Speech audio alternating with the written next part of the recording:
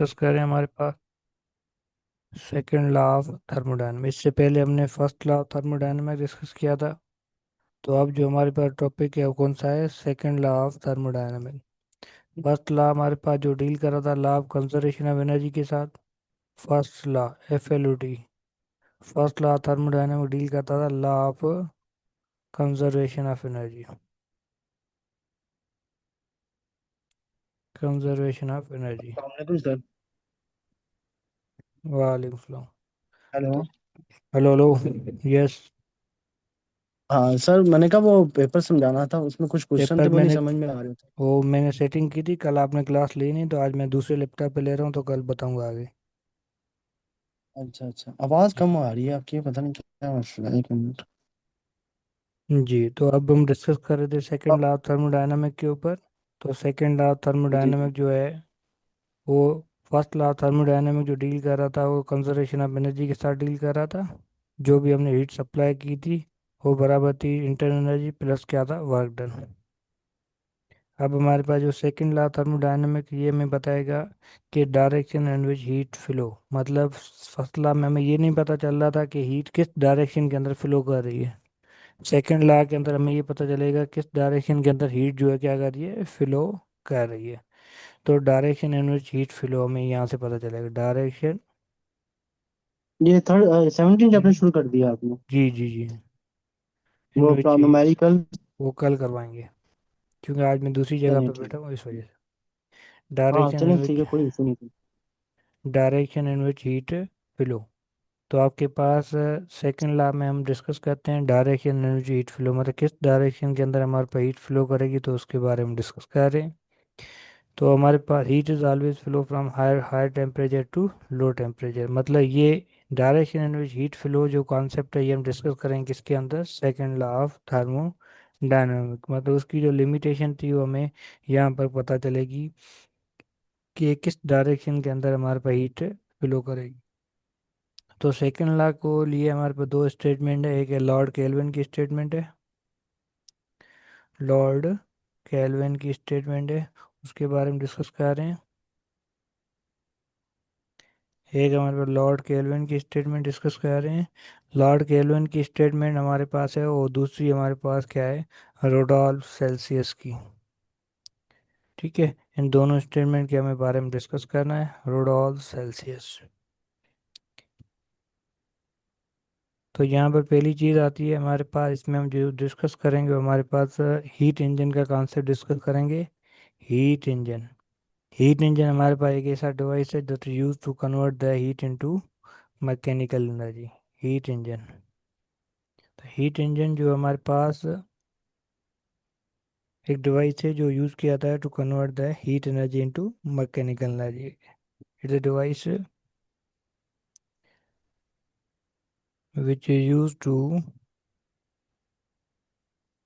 which is used to convert the heat into mechanical energy. मतलब heat को mechanical energy के अंदर convert करने के लिए हमारे पास एक डिवाइस है जिसको हम क्या कहते हैं, हीट इंजन कहा जाता है। तो इसके अंदर हमारे पास दो चीज़ें तीन चीज़ें होती हैं। एक होता है हमारे पास सोर्स जहाँ से हमारे पास हीट प्रोड्यूस हो रही है, मतलब जिसको कहते हैं हाई टेम्परेचर रिजर्वायर, HTR। ये हमारे पास हाई टेम्परेचर रिजर्वायर कंसीडर किया जाता है। मतलब हॉट बॉडी के लिए हाई टेम्परेचर या फिर हॉट बॉडी के लिए। और दूसरा होता है हमारे पास क्या, लो टेम्परेचर रिजर्वायर, जिसको हम क्या कहते हैं, लो टेम्परेचर, जिसको हम कहते हैं सिंक का नाम देते हैं, जहाँ पर हीट क्या हो रही है, रिजेक्टेड हीट जाएगी। तो ये हमारे पास क्या है, लो टेम्परेचर रिजर्वायर है। एक हमारे पास हाई टेम्परेचर रिजर्वायर, दूसरा हमारे पास क्या है, लो टेम्परेचर, जिसको कोल्ड बॉडी कहते हैं। एक हॉट बॉडी है, दूसरा हमारे वो तीसरा होता है हमारे पास इसमें वर्किंग सब्सटेंस। Working substance. ठीक है। तो इसमें हमारे पास जो स्टेटमेंट जो डिस्कस कर रहे हैं, तो ये तीन चीज़ें हमारे पास होती हैं, high temperature reservoir, cold temperature reservoir और वर्किंग सब्सटेंस। जैसे अब यहाँ पे मैं एक इंजन बना रहा हूँ, हीट इंजन का जो है ब्लॉक डायग्राम के हिसाब से हम देख रहे हैं। यहाँ पर ये हमारे पास एक हाई टेम्परेचर रिजर्वायर है, अगर हीट इंजन की बात करें तो आपके पास, तो ये आपके पास क्या आ गया, हाई टेम्परेचर रिजर्वायर आ गया। और यहाँ से कुछ जो वर्किंग होगी, कुछ जो हीट रिजेक्ट होगी हमारे पास लो टेम्परेचर में। ठीक है। तो इस तरह से हमारे पास ये अरेंजमेंट होती है, जिसके अंदर ऊपर जो हमारे पास क्या है, ये हमारे पास एक रिसोर्स है जो हीट को प्रोड्यूस करेगा, जिसको हम कहते हैं हाई टेम्परेचर रिजर्वायर कहा जाता है। यहाँ से हीट जो आएगी उसको, हीट का नाम क्या है, Q1 होगा, इसका टेम्परेचर जो होगा T1 होगा, मतलब टेम्परेचर ऑफ हॉट बॉडी। ठीक है। तो इसमें यहाँ से जो हीट निकलेगी वो हीट हमारे पास कुछ जो होगी वर्क में कन्वर्ट होगी, कुछ जो होगी क्या होगी, वर्क डन में कन्वर्ट होगी। जो हमारे पास यहाँ से मिलेगा हमें आउटपुट एज ए, यहाँ से मिलेगा क्या, आउटपुट। मतलब सोर्स जो क्या है एज ए Q1, जो हमारे पास क्या था, वो इनपुट था। सोर्स जो हमारे पास हीट प्रोवाइड कर रहा है, और ये हमारे पास क्या आउटपुट है, जो हमारे पास क्या है, वर्क डन है। और कुछ जो हीट होगी जो रिजेक्ट होगी, जिसको हम क्यू नाम देते हैं, Q2, जिसका टेम्परेचर होगा T2। T2 रिजेक्ट होने वाली हीट है, जो इस सिस्टम से हीट क्या हो रही है, रिजेक्ट ये हो रही है। हीट इंजन है। हाँ, हीट इंजन है, यस, मतलब इस तरह से काम करता है। मतलब हाई टेम्परेचर हीट प्रोवाइड करता है, उसमें कुछ जो वर्क डन होता है, और कुछ जो हमारे पास किस में कन्वर्ट होती है, वो मतलब हीट यहाँ पर। खाली हो जाती है। हाँ, यहाँ पर जो होगा ये वर्किंग सब्सटेंस यहाँ पर होता है, जहाँ पर हमारे पास कोई आइडियल गैस वगैरह मौजूद होती है, जिसको हम क्या कहते हैं, वर्किंग सब्सटेंस कहते हैं। और कोल्ड बॉडी को, नीचे वाली, ऊपर वाला हाई टेम्परेचर है, नीचे क्या लो टेम्परेचर रिजर्वायर है। लो टेम्परेचर रिजर्वायर को हम कोल्ड बॉडी कह सकते हैं, जैसे कोल्ड बॉडी कह लें या कंडेंसर कह लें। तो आपके पास इसका नाम कंडेंसर भी यूज होता है।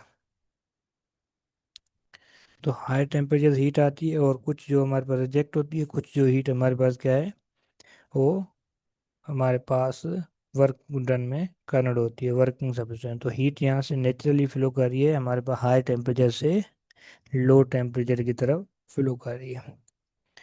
अब इसमें हमारे पास कंडीशन जो इसमें यूज़ की जा रही है, कि केल्विन स्टेटमेंट ये कहती है, it impossible to construct engine, मतलब एक ऐसा इंजन पॉसिबल नहीं है कि जो हीट हमें इनपुट दें वो सारी की सारी वर्क डन में कन्वर्ट हो। मतलब जो भी हीट हम सिस्टम को सप्लाई कर रहे हैं वो सारी की सारी किस में कन्वर्ट हो, वर्क डन में कन्वर्ट हो जाए। मतलब जस्ट लाइक ऐसे ये हमारे पास हाई टेम्परेचर रिजर्वायर है, कि यहाँ से जो हीट आए वो सारी की सारी किस में कन्वर्ट हो, वर्क डन में कन्वर्ट हो जाए। तो ये पॉसिबिलिटी नहीं है। केल्विन स्टेटमेंट क्या, it's impossible to construct engine which heat flow from source completely converted to work done. तो ये हमारे पास इम्पॉसिबल है कि जो हीट हमारे पास सोर्स से आ रही है, मतलब ये सोर्स है, यहाँ से Q1 आ रही है, सारी की सारी किस में कन्वर्ट हो जाए, वर्क डन में कन्वर्ट हो जाए, रिजेक्ट हो ही ना। मतलब Q1 जो है वो जितना इनपुट दे रहे हैं उतना ही हमें आउटपुट मिल रहा है। तो ये एक है हमारे पास आइडियल इंजन की कंडीशन है। अगर रियल इंजन हम देखेंगे तो उसके अंदर एफिशिएंसी हमेशा क्या होगी, इनपुट से इनपुट ज़्यादा होगा, आउटपुट हमेशा कम होगा, क्योंकि कुछ एनर्जी जो होगी हमारे पास क्या होगी, लॉस होगी, किसमें, एटमॉस्फेयर के अंदर लॉस होगी। तो केल्विन, आपके पास ये जो इंजन मैंने ऊपर बनाई, ये क्या है, एक आइडियल इंजन है। आइडियल इंजन के अंदर हमारे पास जो होता है, जितना हम इनपुट देते हैं उतना हमें आउटपुट मिलता है। पर रियल इंजन के अंदर जो है, कुछ एनर्जी हमारे पास लॉसेस होती है, ड्यू टू ए फ्रैक्शन की वजह से लॉस होती है, और आपके पास रबिंग की वजह से कुछ न कुछ एनर्जी लॉस हो जाती है। यहाँ तक बात समझ में आई?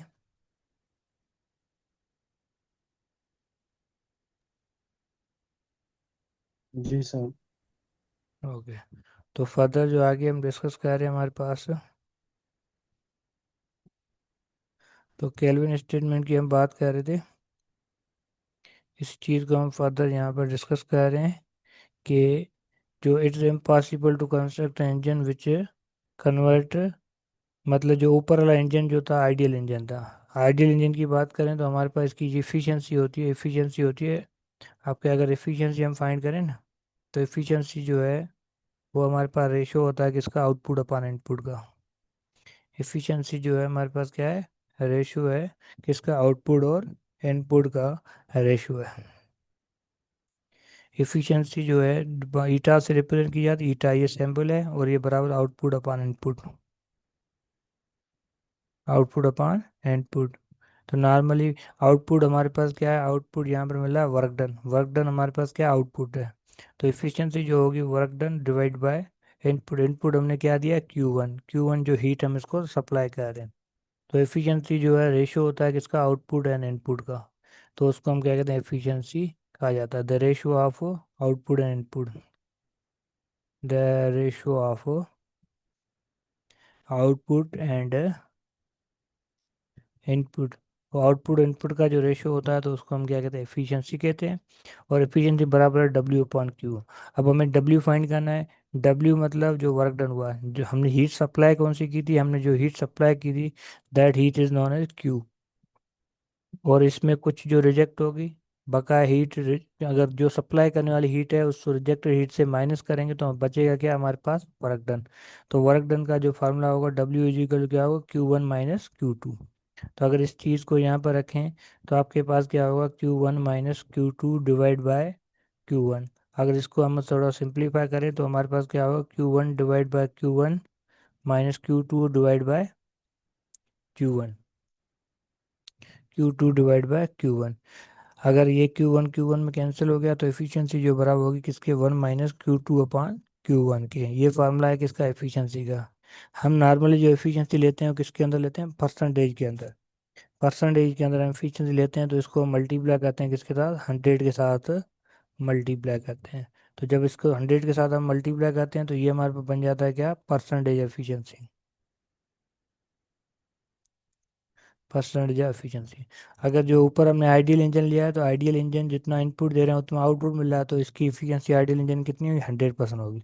पर जो रियल इंजन होते हैं, रियल इंजन की एफिशिएंसी जो होती है, रियल इंजन की वो एफिशिएंसी आपके पास क्या होती है, लेस देन 100% होगी। मतलब रियल इंजन जो होगी उसकी एफिशिएंसी हमेशा 100% से कम होगी, या नंबर की फॉर्म में देखें तो लेस देन 1 होगी, लेस देन 1। अगर लेस देन 1 है तो इसकी एफिशिएंसी हमारे पास, ऐसे इंजन को हम क्या कहते हैं, ऐड। मतलब केल्विन स्टेटमेंट यही कहती है कि it's impossible to construct engine heat flow from source to complete into convert into work. मतलब जो भी हीट हम ऊपर से आ रही है वो सारी की सारी हमारे पास किस में कन्वर्ट हो जाए, वर्क डन में कन्वर्ट हो जाए, तो ये हमारे पास पॉसिबल नहीं है।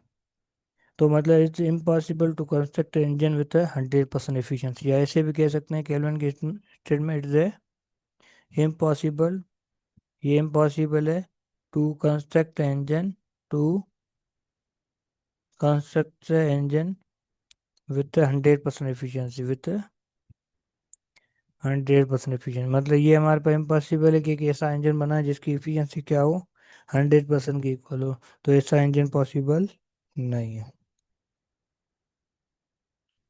समझ आई बात।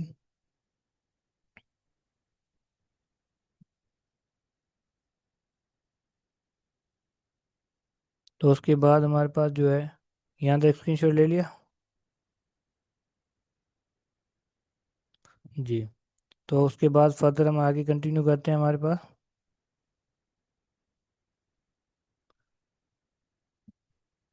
तो मैंने जो फार्मूला बनाया था उसके अंदर अभी हमने स्टेटमेंट किसकी डिस्कस की थी, केल्विन की। तो केल्विन स्टेटमेंट में हमने ये देखा, केल्विन स्टेटमेंट में हमने ये देखा, it is impossible to construct engine with 100% it is impossible, it is impossible to construct engine engine with 100% efficiency. मतलब ये इम्पॉसिबल है कि ऐसा इंजन बनाए जिसकी एफिशिएंसी कितनी हो, 100% हो। ये पॉसिबल नहीं है। तो एफिशिएंसी का जो हमने अभी फार्मूला निकाला, एक एफिशिएंसी का फार्मूला आया हमारे पास, 1 - Q2/Q1 इंटू, ये परसेंटेज अगर निकालना है तो हम मल्टीप्लाई करेंगे 100, तो ये हो गया हमारे पास क्या, परसेंटेज एफिशिएंसी। क्या आ गई, परसेंटेज एफिशिएंसी आ गई। ठीक है। तो हमारे पास अगर हमें 100% एफिशिएंसी चाहिए, अगर किसी भी इंजन की अगर 100% एफिशिएंट चाहिए तो 100% एफिशिएंट, मैंने कहा था ये आइडियल इंजन है। अगर ये आइडियल इंजन है तो इसमें मीन्स हमारे पास जो Q2 होगी वो क्या होगी, आइडियल इंजन होगा। और आइडियल इंजन के अंदर जो Q2 जो है ना उसका टेम्परेचर जो होगी, उसकी हीट हमारे पास जीरो होगी, मतलब रिजेक्ट होगी नहीं। मतलब no rejected heat at low temperature, या मतलब ऐसे कह सकते हैं नो हीट रिजेक्टेड मतलब वहाँ पर कोई हीट रिजेक्ट होगी नहीं। अगर रिजेक्ट हो रही नहीं है तो आपके पास Q2 जीरो। अगर फार्मूले में देखें तो आपके पास 1 - Q2 की वैल्यू जीरो है, डिवाइड बाय Q1 इंटू करेंगे 100। तो ये तो 0 अपॉन 0 हो जाएगा, 1 - 0 1 आएगा, 1 इंटू 100 करेंगे तो एफिशिएंसी कितनी आएगी, 100% आएगी। तो मतलब आइडियल इंजन जो होता है उसकी जो एफिशिएंसी जो है वो 100%, मतलब जो भी हीट हम देंगे सिस्टम को, मतलब जो भी हीट सिस्टम को देंगे वो सारी की सारी हमारे पास किसमें कन्वर्ट हो, हीट जो सब हीट सिस्टम जो एब्जॉर्ब कर रहा है, हीट इज एब्जॉर्ब मतलब जो उसने जज़ब की, वो क्या होगी, कन्वर्ट होगी किसमें, कन्वर्टेड इनटू,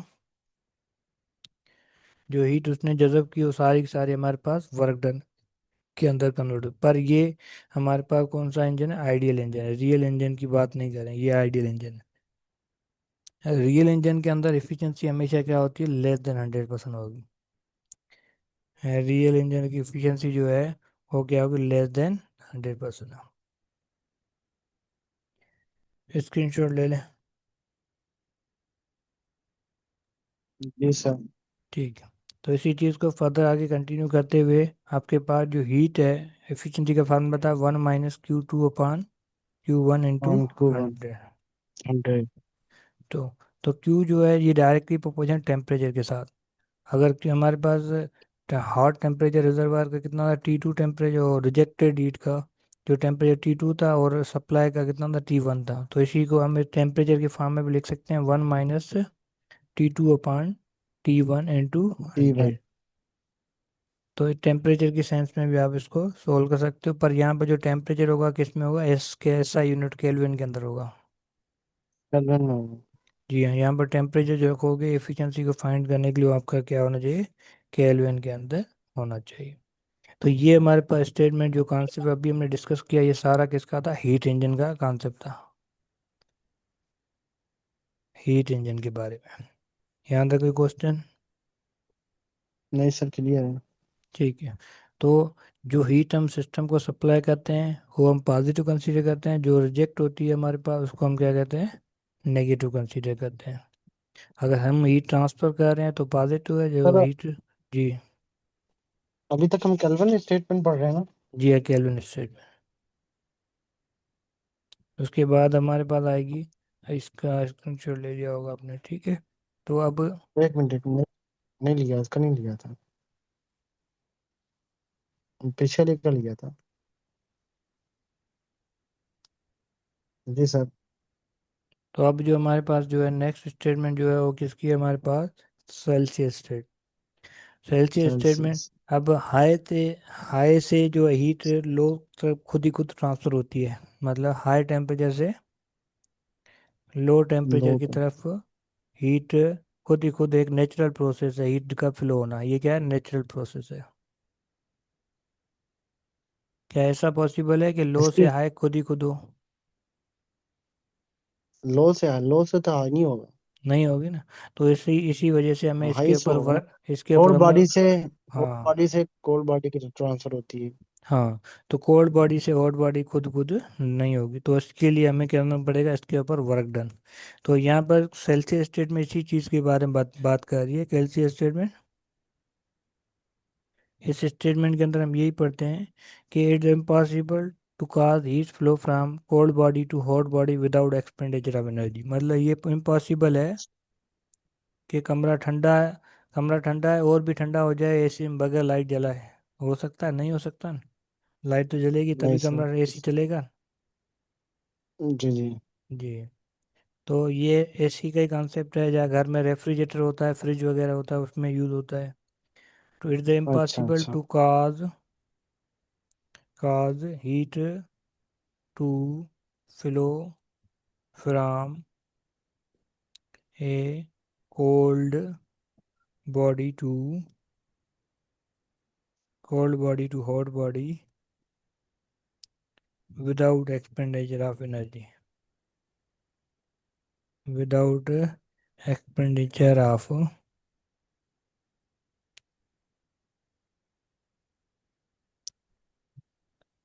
एनर्जी, मतलब एनर्जी को यूज़ किए बगैर ये ऐसे नहीं है पॉसिबल कि हीट खुद ही खुद फ्लो हो जाए कोल्ड बॉडी से हॉट बॉडी की तरफ, मतलब ये जो हमारे पास ये सिस्टम था हीट इंजन की तरह ब्लॉक डायग्राम बना रहे हैं रेफ्रिजरेटर का, कि ये हमारे पास यहाँ पर वर्किंग सब्सटेंस होगा, और यहाँ पर हमारे पास क्या लो टेम्परेचर है, और यहाँ से हीट आ रही है कोल्ड बॉडी से QC, और यहाँ से जो हीट आ रही है और इसको हीट ऊपर लेके जाने के लिए हमें क्या करना, कुछ वर्क डन करना पड़ेगा, कुछ क्या करना पड़ेगा, वर्क डन।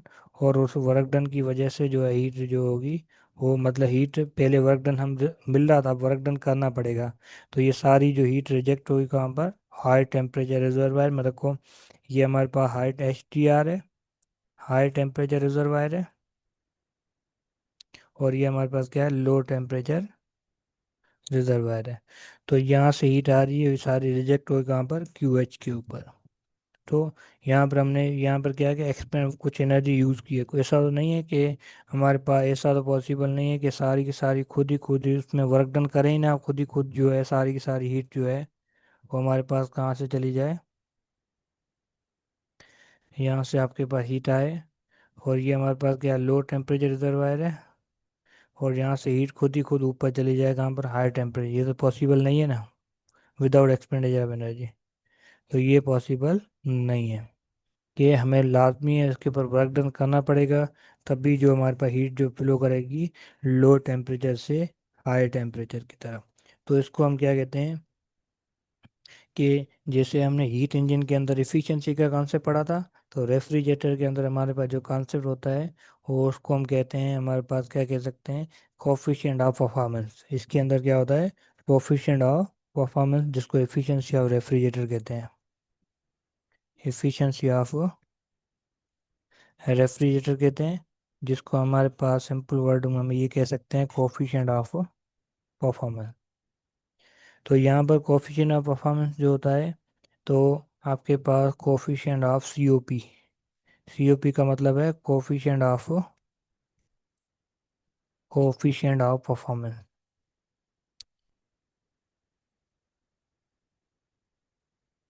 COP जो है कोफिशिएंट ऑफ परफॉर्मेंस को इंडिकेट करता है, और ये हमारे पास क्या है, एक नंबर होता है जिसको हम क्या कहते हैं, इफेक्टिवनेस ऑफ रेफ्रिजरेटर बताता है, मतलब कितना रेफ्रिजरेटर इफेक्टिवनेस है, मतलब उसको इफेक्टिव है। तो ये हमें बताता है क्या, इफेक्टिवनेस ऑफ रेफ्रिजरेटर, इफेक्टिवनेस,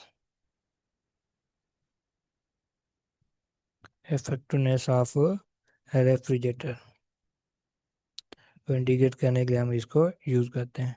तो COP बेसिकली हमारे पास जो है, ये होता है हमारे पास हीट कितनी हमने रिमूव की, हीट हमने कितनी हमने रिमूव की, तो हम लिखते हैं COP। तो हीट एग्जिटेड कितनी हमने वहाँ से लो टेम्परेचर हीट ली, रिमूव की, जिसको हम एक्सट्रेक्टेड कहा जाता है। और हमारे पास उसके ऊपर हमने हीट रिमूव करने के लिए कितना उसके ऊपर हमने काम किया, जिसको हम क्या कहते हैं, कोफिशिएंट ऑफ परफॉर्मेंस कहते हैं। कोफिशिएंट परफॉर्मेंस के बराबर होता है। और हीट एग्जिट कर रहे हो हमारे पास जो कहाँ से जा रही है, कोल्ड बॉडी से जा रही है, और उसमें कुछ क्या हो रहा है, वर्क डन हो रहा है। वर्क डन हमारे पास किसके बराबर, W के बराबर है। ये अंत बात समझ में आई है। जी सर। ओके। तो अब इसी चीज़ को फर्दर देखें, तो वर्क डन जो हमारे पास बराबर किसके होगा, वर्क डन जो है ये हमने इसको हीटर रिमूव करने के लिए यूज़ किया, ठीक है। तो हम यहाँ पर कह सकते हैं जो हीट यहाँ तक पहुँची QH, QH कौन कौन सी चीज़ें, QCB और वर्क डन दोनों यहाँ तक पहुँच रहे हैं ना। तो हमारे पास जो है QH जो है बराबर है किसके, QC प्लस W, ठीक है। तो यहाँ पर जो W होगा किसके बराबर होगा, W बराबर होगा QH माइनस QC। अगर QH से QC माइनस कर दूं तो क्या मिलेगा, मुझे W मिल जाएगा। तो हमारे पास QC तो सेम रहेगा, पर W की वैल्यू हमारे पास क्या आ गई, QH माइनस QC। तो ये जो फार्मूला हमारे पास क्या है, कोफिशिएंट ऑफ परफॉर्मेंस का है। तो हमें पता है कि जितना टेम्परे इसका टेम्परेचर T2 था, इसका टेम्परेचर हमारे पास T2 है, उसका टेम्परेचर हमारे पास क्या है, T1, ठीक है। तो अगर इसको ऐसे भी लिख सकते हैं, तो TC जो हमारे पास क्या है, temperature T2 divide by T2, temperature of cold junction, या TC कह लो इस सेंस में। और यहाँ पर क्या आएगा, आपके पास TH आएगा और माइनस आएगा TC। तो ये इन टर्म्स ऑफ टेम्परेचर है, और ये in terms of coefficient of performance का फार्मूला है। तो कोफिशिएंट परफॉर्मेंस का formula Q C upon Q H minus Q C. Q C is the temperature of heat of the cold temperature reservoir, and Q H is the hot temperature reservoir. और उसको निकालने के लिए हमने उसके ऊपर क्या किया, कुछ वर्क डन किया है। समझाइए बात। Yes sir. इसको जी। पढ़ूंगा एक बार, फिर कुछ चीजें रीडिंग जी, करूंगा बुक से, फिर ना समझ आएगा पूछूंगा आपसे। स्क्रीनशॉट ले लें इसको। जी जी। एक मिनट सर, नहीं लिया अभी। जी ले लिया।